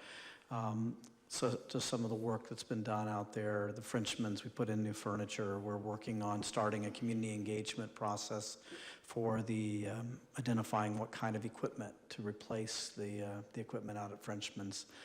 We've been doing and working through an agreement, and we've been doing improvements at Smithfield as well, and we're going to continue to do that and develop relationships with the folks using the users at the dog park, and all of those things. So we're working through. So one of the things I just want to be clear is that we're working through, and there is one piece of this which is the capital improvement program, and it's a nice, neat book and bound book and all those things, and that's one place that this is all happening. The other piece of this that's happening is our maintenance crew, and we are finally up to full staff with that. We filled our last person. We welcomed Carlos just a couple of weeks ago, and we're thrilled to have him. Every one of our maintenance workers are local. They were local high school product of Half Moon Bay High. And we also, I think you met recently our new superintendent. And Todd is unbelievably gifted and good and really coming along. So I come into work ecstatic and excited and with the opportunity to work with these great people. And so it's a pleasure, and I hope that the product that we bring to you and Bob ultimately are up to snuff and what the community deserves. They deserve the best, and we're trying to give them that. But there are challenges and times, and we work through those, and we get to the best we can. So thank you for that time. No, thank you, both of you, and the rest of the city staff. I really noticed improvement in maintenance and the attitude of the maintenance workers. Everything is really heading the right direction, so thank you both. Being a new member of the Mobility Committee with Harvey, I learned a lot at our meeting yesterday, and I love this idea of a website. I encourage to blow it out as much as possible, because the stuff you do is really the day-to-day things people notice, whether it's a pothole or change in a street or repaving. And, I know in my neighborhood there's not a week that goes by where someone doesn't come up with a solution that may or may not be viable. Put more street lights on Highway 1, synchronize them. Well, I learned yesterday that a street light costs about at least $2 million. I thought you could just take an extension cord, a few Christmas lights, but it's $2 million. So, and we don't necessarily have to always pay for all that. So it could be an interesting chart to have, a solution, a cost associated with it, some of the more common ones that people come up with, and what the revenue source is. And then maybe every, 2 or 3 weeks or a month, just kind of have slides of some of the things that you've mentioned that are being fixed. This is what's going on in your town. This is what's being fixed and, reinforced. And people love seeing that. Because if you put that image in their head, then when they walk by it, they'll note it. They'll say, oh, yeah, right. Okay, I remember seeing that. And we can even put it on a front page of our city council, things going on. That could be a major piece, I think. The more we can educate folks so they can help, bring things up and make decisions, the better. So thanks a lot for all the great work. If I could just say, the Terrace Avenue is going to be a very expensive, but a simple signal, we put at the $500,000 to $750,000 to do it right, but that's still a lot of dollars. But let me just say this: you have a great neighborhood because they're actually identifying solutions, and as long as we're starting to look at and identifying solutions, that's good. It's better than just identifying the problems. So let's give them kudos for at least coming up with solutions to the problems, and we're well along the way if we can get to that point. So.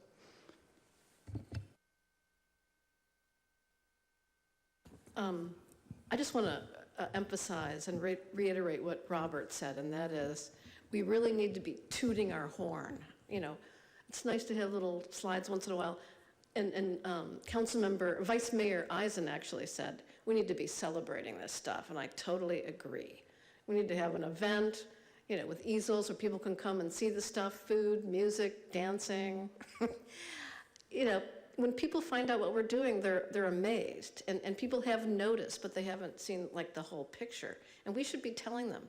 I mean, they're they're paying property taxes. We need to be showing them what they're getting, for their money, and we're getting a lot. We're getting a lot in our staff, a lot of good manpower, as well as, funding and all those other pieces. But so, what do you call those things, like mind maps or something that, have the most used words, and the most used words are the biggest, and the word cloud. Your word cloud is fabulous, In my head, your word cloud.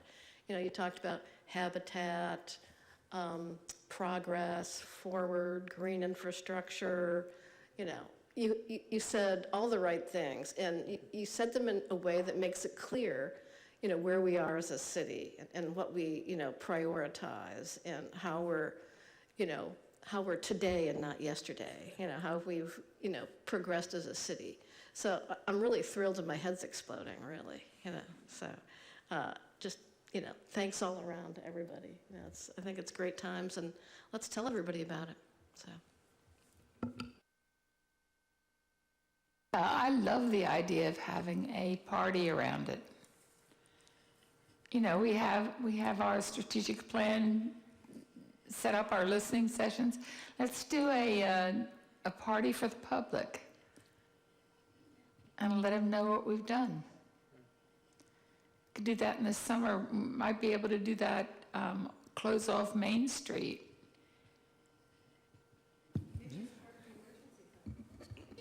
I just want to mention that nationally, there is a Public Works Week in May, and historically, we haven't done too much there, but that might be a great opportunity for us.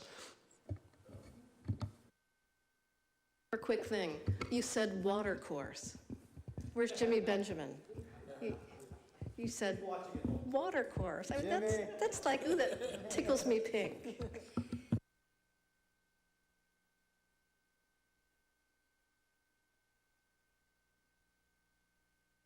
They've all been said. Yeah, so once again, thank you very much. The last item on the agenda is the Community Services Financial Assistance Program, and I think I see Matthew coming up here. Recommend that we take a 5-minute break. Okay, we'll meet back here at 8:45.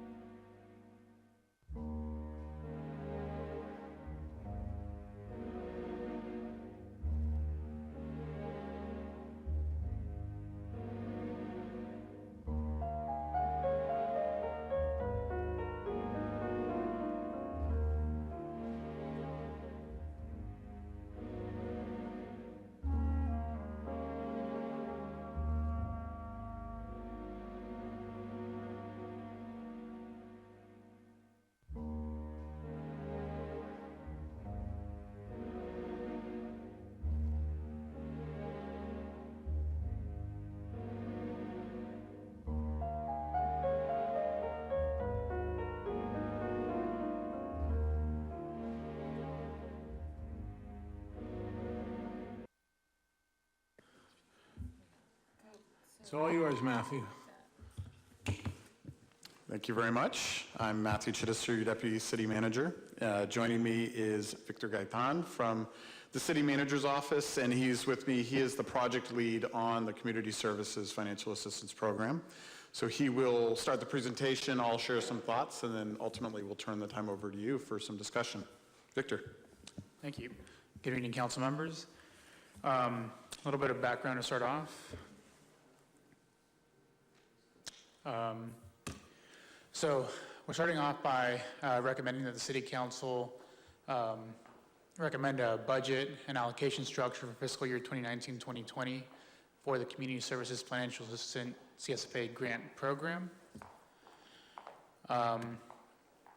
And at the last council meeting held on February 19th, staff presented the council with an update to the mid-year reports for fiscal year 2018-2019.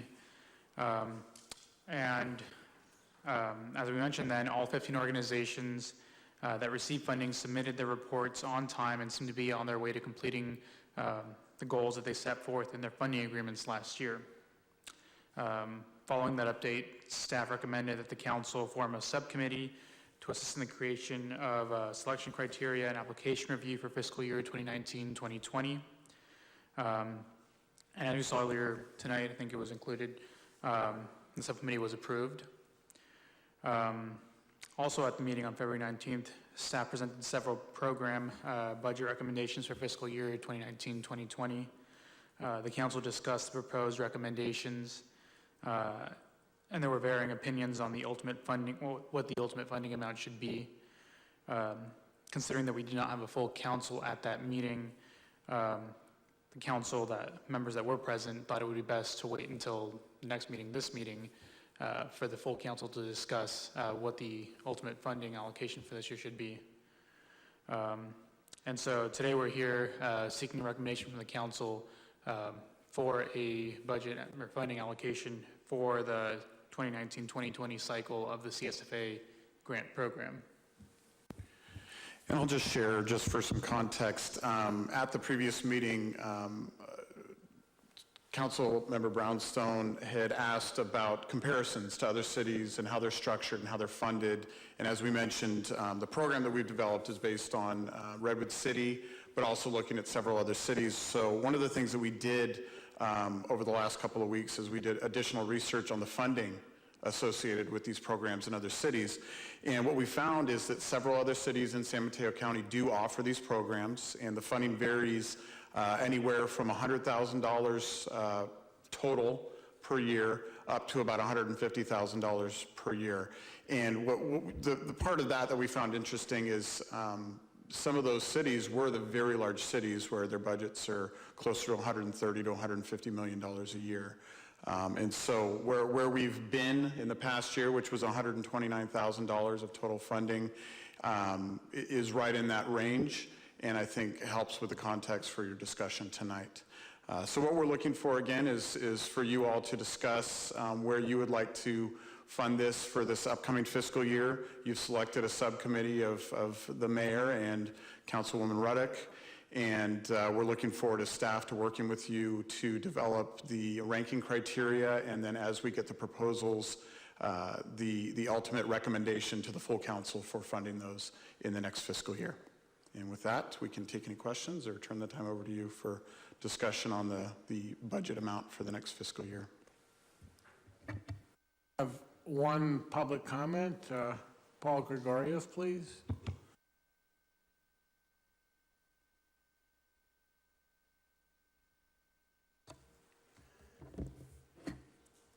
Well, good evening, council members. My name is Paul Grigoriev, and I live in Half Moon Bay. And I'd like just to make a few comments about the Community Services Assistance Program grants. I believe there are few investments that the city can make that will do more to contribute to the health, welfare, and happiness of our residents than these CSFA grants. Last year's awards funded things like emergency needs for food and shelter, accessible adult health services, dental care for folks who otherwise wouldn't have any, and support for our homeless neighbors. And this year, I'd like to suggest the city fund these grants to a total of between $175,000 and $200,000, which I believe would comprise roughly 1% of our overall budget. I also think that the city should make an effort this year to award these grants to organizations and activities that will benefit the neediest populations among us, the lower income folks, those facing the greatest pressures in their lives, and those with the most pressing needs for assistance. I heard a mention from staff that very large cities allocated amounts of money for this that were about on par with what we spent last year, but I would suggest that they also have extensive social and human service programs funded directly.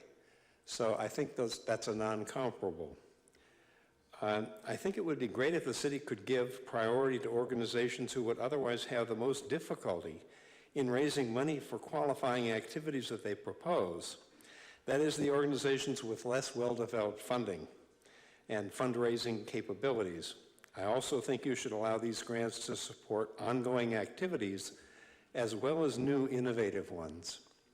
And finally, I'd suggest that you consider making fewer but larger grants to applicant organizations, grants that increase their ability to achieve higher levels of impact from their planned activities.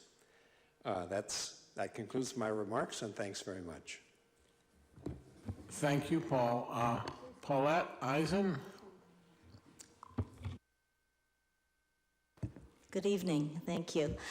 All right, so last night, actually, I was at the board meeting for AAUW when we were discussing this specific project. And one of the things that they asked me, and I didn't have an answer, I said, I hope so, but they asked what exactly is the criteria? And are we going to establish specific criteria for these applications? And if so, when will they be, because time-wise, it's pretty tight already in terms of your time frame for when the applicant's application is done and when it's decided. When is that going to be communicated to the various nonprofits at large? Thanks.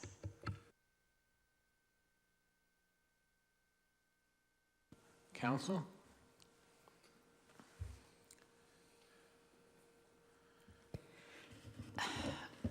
I appreciate the information about Redwood City, but I also have to agree with one of our public who spoke. We do not have the amount of social services available here that they do in Redwood City. We're a smaller population, but we have just as many needs. I'm not sure what the criterion should be. I don't know how tight we want to be on our criterion, but I do think funding at the minimum $150,000, and I'd be much happier seeing $200,000 total funding it. I think it's an investment in those in our community who work so hard to make this community livable for the underfed, the underclothed, the underemployed. So many of the people that receive assistance from these nonprofits are eternally grateful. They are in tremendous need. So cutting our budget arbitrarily down to a figure like 100 or 150,000 is unconscionable as far as I'm concerned. These are our neighbors.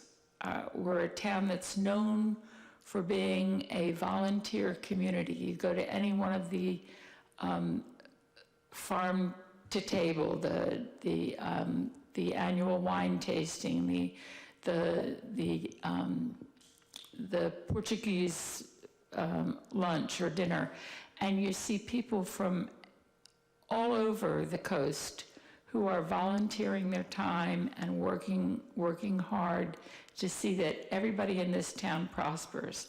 And that's the goal that I have. Let's try to get everybody some help. We can't fund $1 million, but we don't have to be really, really cheap with it.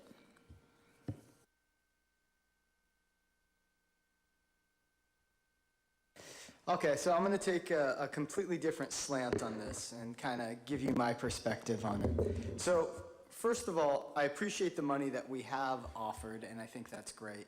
Second of all, I'll tell you this.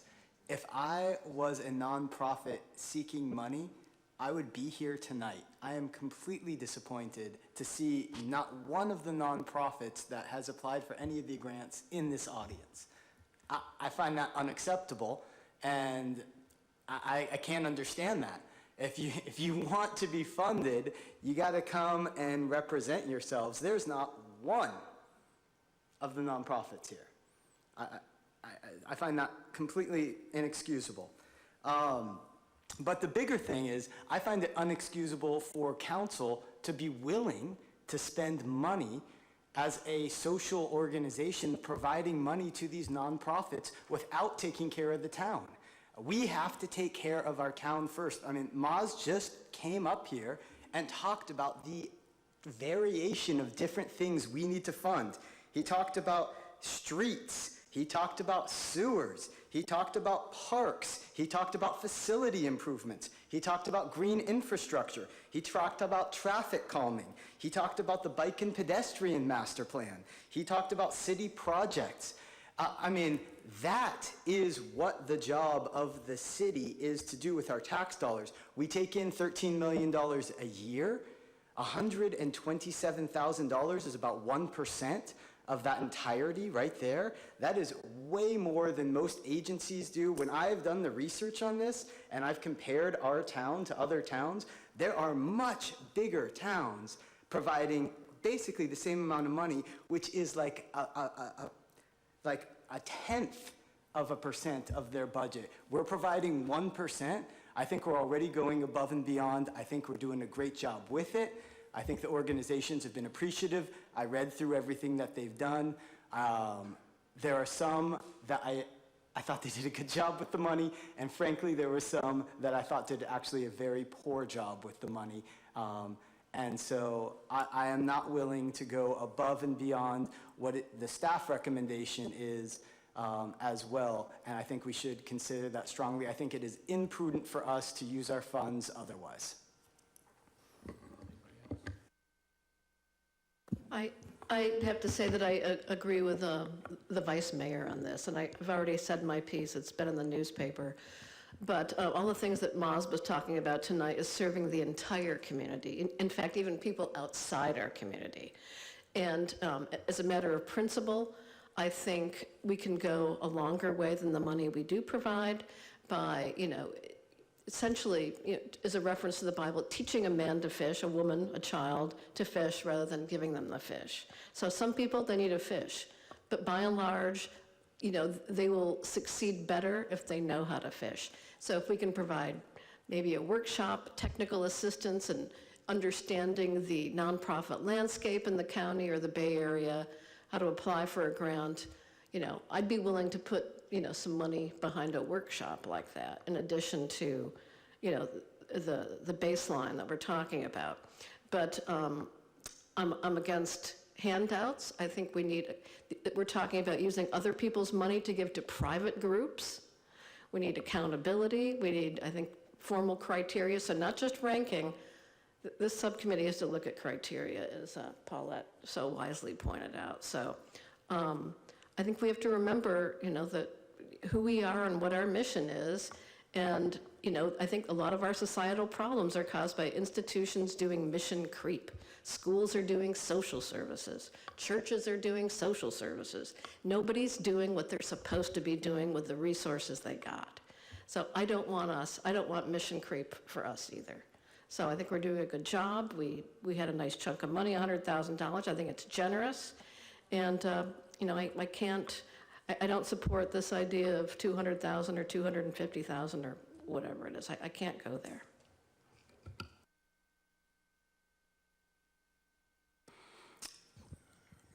Well, I feel in part making decisions here with some information, but not all. So, I'm really glad you started benchmarking other cities in terms of the actual amounts they're spending. So based on what you said, and I know there's been different interpretations of comparisons, but 150 would be in the top tier of all the cities that you've benchmarked. I'd love to know more about what some of the criteria are in the other cities and how they measure. And do they have mixed goals for these grants? So some could be specifically for underserved communities. Some might be for underfunded projects, beach cleanups, the people who are on the beach, surf riders who test the water and, hardly have any money to do, so all volunteer stuff.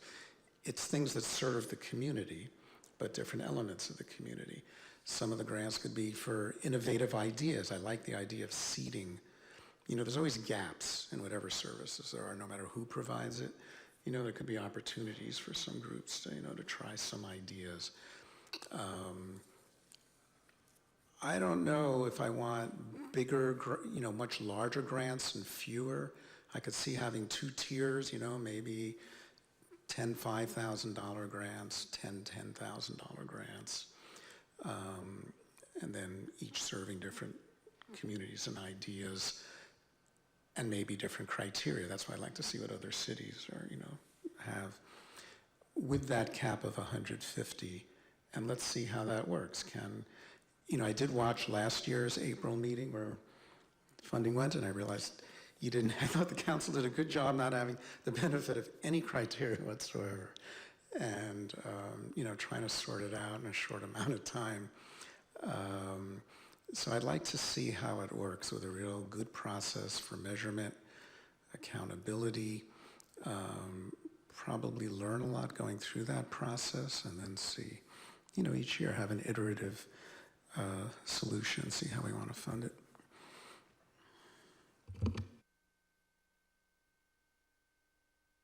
So I'm not really, we can do whatever you guys want to do, but I'm not really interested in going through this process that much longer. So, for me personally, I'm fine with making a recommendation to go with the option one that was recommended by staff. I don't know if you guys looked through the options, I'm sure you did, but it totals the $129,000.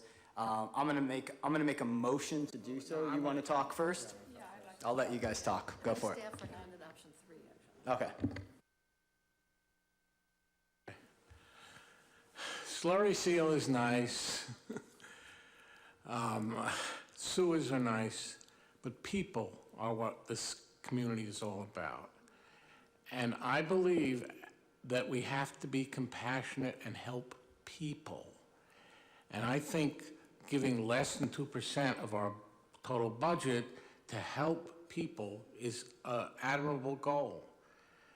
And I hear some comments about, well, we don't want the nonprofits to be dependent on these grants. To me, that doesn't make any sense at all. If we can help people who need it, and I'm thinking of seniors, I'm thinking of people who need dental work, I'm thinking of homeless people, I'm thinking about seniors. It seems to me that that is what we're all about, is helping people.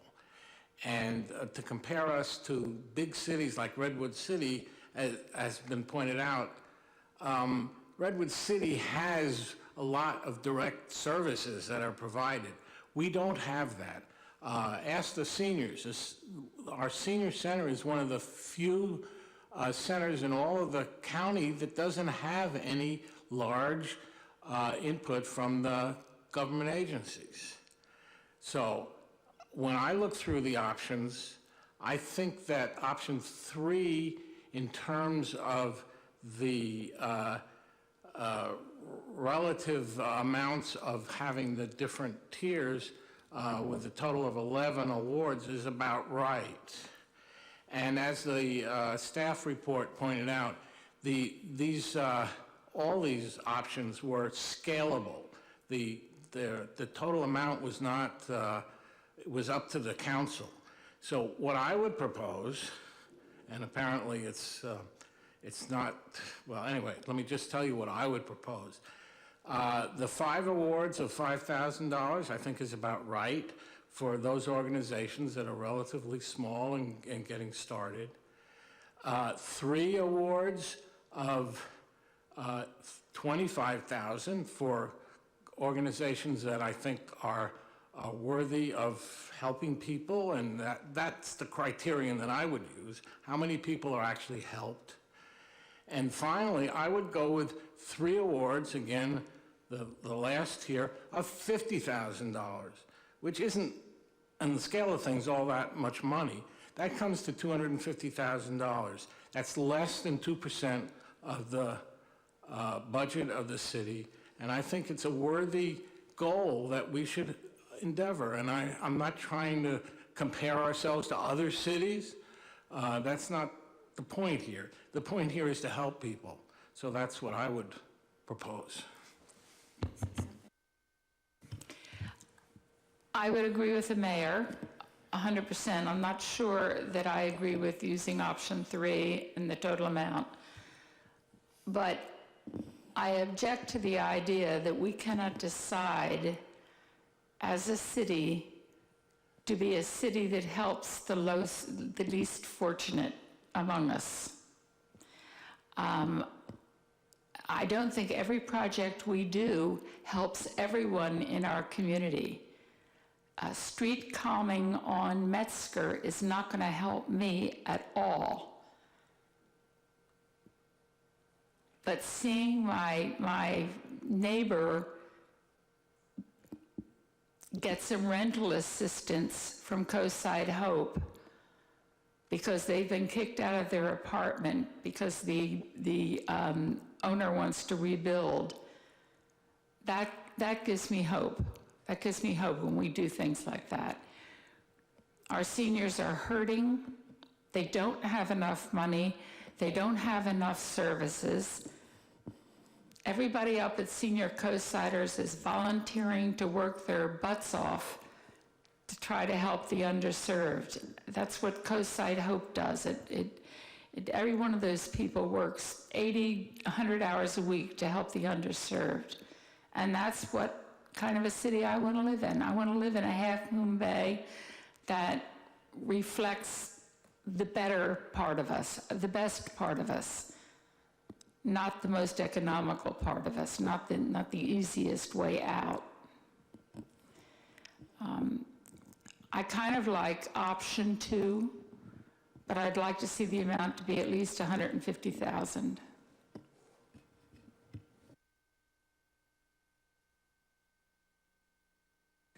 So, I mean, I don't even know where to start with this, but the community at large is a tremendous volunteering community in Half Moon Bay.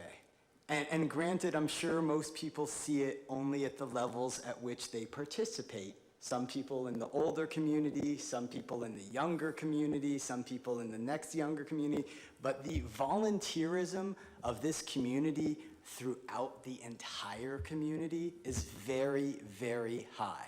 Very impressive. It is very impressive, and like on my level, in my world, it is shocking how many people are volunteering their times in the schools, coaching teams. So it's hard for me to hear what you're saying and not take some exception to the fact that we are, we're volunteering on all different levels.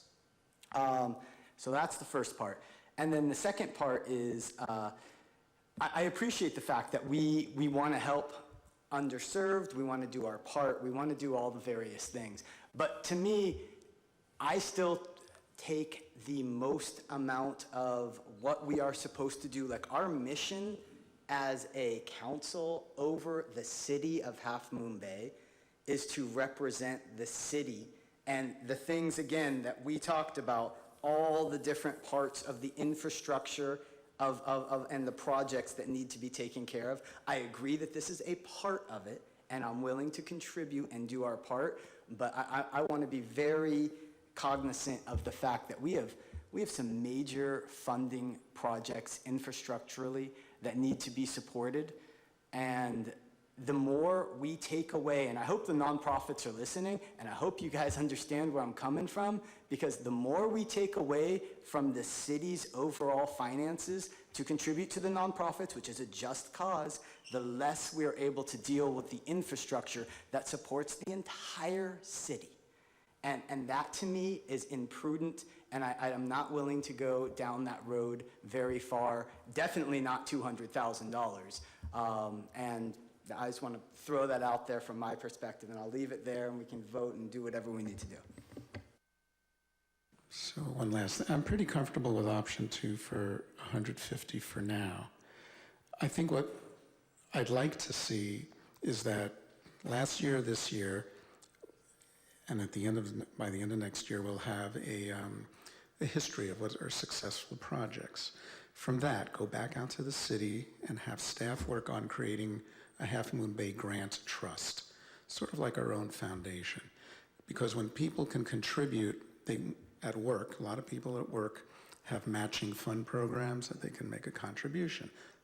If they work for a large company, it's usually at least up to $2,000 or more. And people love contributing to something where they can see results in their own community if they have that opportunity. In Half Moon Bay, we have separate organizations which have fundraisers, et cetera.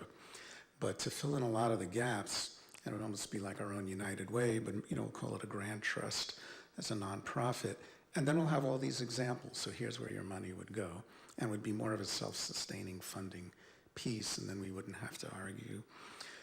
Not argue, or barely argue, but we wouldn't have the dilemma of trying to figure out where the funding comes from, and we will have a couple of years worth of good results. And if, in a sense, we're seeding that idea maybe of creating this trust, and we'll have all sorts of fundraisers for the trust during the year as part of all the celebrations, etc. That sounds like a lot of staff work to me, and money actually setting something like that up. I would rather start. We might want to go there, but I'd rather see us perhaps pay somebody who's skilled, and I think Silicon Valley Community Foundation probably can do it. Have somebody in to do a workshop on, for capacity building and funding information, how to make it work. For the really smaller groups, maybe their small scope and the small amount of money they raise might be fine. There might be people in the middle who need a little, push over the top with some additional training. Cabrillo Educational Foundation, I don't think needs that sort of work. And I don't think we want to just have our money go into somebody's general fund and we don't know what they're spending it on and we're just keeping them running kind of a thing. So, a trust, having a separate, nonprofit arm sounds like a good idea, but I think it needs investigation about all the costs in terms of manpower and money. But I think we could hold, probably relatively inexpensively, a workshop if people would be interested in that. And there's nobody here tonight. I don't know how many might sign up for capacity building, but. I think getting some consulting with SBC for free would be great. So if I could summarize, it seems to me that 150,000 is a compromise. And if you're talking about option 2 with 5 tiers, I don't know exactly how you want to scale. You want to make 50% higher grants each one, or change the number, or how you would do it. I'm not wedded to any particular structure of how the money is. If somebody needs N dollars, then I think if they can justify that for helping people, it should be N dollars and not some artificial tier. So I'm prepared to make a motion that we fund the nonprofits at the level of 150,000, and exactly how that will be distributed will be worked out with the staff and the subcommittee. I'll second that motion. I think we should have a roll call on this. Councilmember Brownstone, Aye. Councilmember Penrose, Aye. Councilmember Reddick, Yes. Vice Mayor Eisen. I like it when we can come to agreement, even when we don't necessarily entirely agree with what needs to be done, but yes. Mayor Rohrbeck, Yes. motion carries. Thank you all. So there's a little bit more to this item, just to Okay, go wrap ahead. things up. Go And ahead. I just want to summarize. So we will be scheduling a meeting very soon with the subcommittee in response to some of the questions. I think the first thing that will be discussed is the criteria, and it sounds like also the funding structure.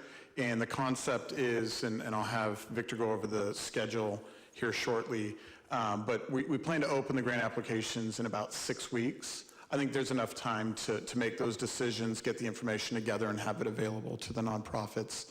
And I would also, the website from last year is still up on our community services webpage, and that will give them some general idea of, at least the criteria that was used last year. And then we heard a lot about adding some support for nonprofits, and I think there's some organizations out there that we can, with little investment of time and energy, do some outreach to. I'm also thinking of the Sobrato Foundation, who is focused 100% on supporting startups. And I'm not sure if they've done much work here on the coast side, but I think there's an opportunity to build a relationship there. So I can commit to taking that on as well. Victor, do you want to go through the schedule really quick? Sure. So those of you that were here last meeting already saw this. Just to go through it. So as Matthew mentioned, applications are set to open on April 15th, which is in about a month and a half. That should give us enough time to go through the criteria and everything. Applications will then be open for about 6 weeks, and they'll be due May 31st, the latest. And then we've given ourselves the entire month of June for staff in the subcommittee to go through all the applications carefully. Go through everything carefully. And then on June 14th, as you can see, they're highlighted in blue. The year-end reports for the fiscal year 2018-2019 grantees are due then. That also gives us some time to look at those reports and incorporate them into the presentation that we made to the council on July 2nd. And that is when the council will also hear the report back from the subcommittee and staff and make the final determination on grantees for fiscal year 2019-2020. And then between July and August, we'll work out all the funding agreements with the organizations that are selected. I had a quick question on that. Based on what I saw from last year's meeting, when all of a sudden the whole council gets to see everything and all the data, there could be some questions still. I think that the subcommittee and the staff will probably do a great job on anticipating, but I'm wondering if we take a look at everything on July 2nd, would it be terrible to make the final decision on July 16th, the next session, in case there are questions and follow-up, something like that? And July 2nd, hopefully, I'd like to see a full council doing this, and it is around July 4th holidays. Just say. So maybe some intermittent, or you can at least get the data to us, and we can ask questions, and send them along. But I thought it meant a little extra time. Okay. Again, considering the conditions you're under, I thought you did great. Actually, but I know it was tough, so I'm just anticipating that. Yeah.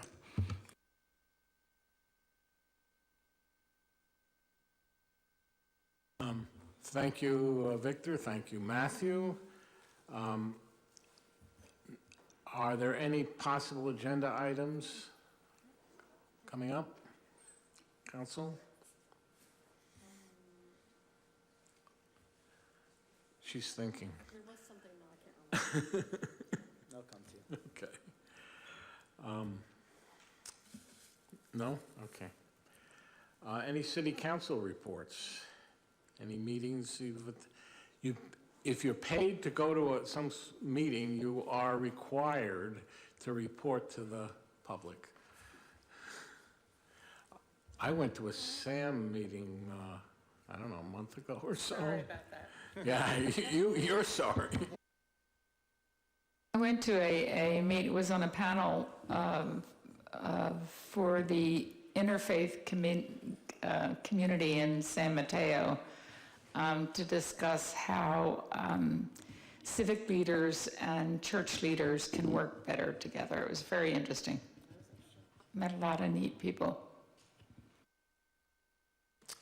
Well, I've been appointed to the board of commute.org and went to their first meeting, and very well organized.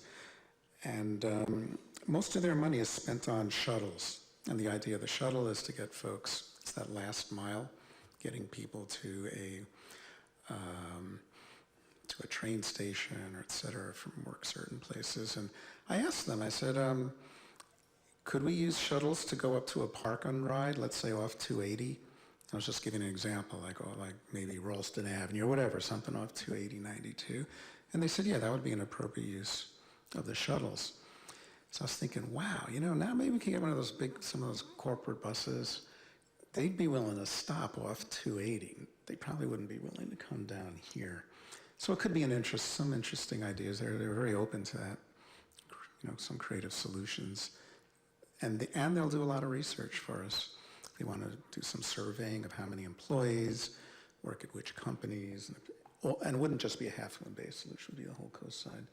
And we might be able to get some more cars off the road. And those are nice buses. I think most people would love to have something where they wouldn't have to drive every day and deal with all that. So, and by the time and they talked about the Highway 1 commute lane, which will be about 2 to 3 years. Sorry, 101. 2 to 3 years off, and that's going to really change a lot of thinking about carpooling. And so, we could start thinking ahead of how we might get people thinking about that. So, yeah, it was a good first meeting. Thanks. Really glad you're participating on that. The mayor and I participated in a conference call yesterday with our city manager and John Dowdy and Jessica Blair. And I think Matt was on that call too. Bob knows Andy Fremier, who's the head of the Bay Area Infrastructure Financing Authority, which is basically MTC. Worked with him closely in his previous job, and Bob basically introduced us to this guy. And he had some good ideas about how we might get a handle on the CASA project by having somebody from MTC come and make a presentation. And also some ideas about getting a handle on the commute that you're talking about. And so maybe this is information that you can get and work from your end. So Bob will be working on that and staff and bringing forward some ideas for the council, perhaps at the strategic planning meeting or around then anyway, so.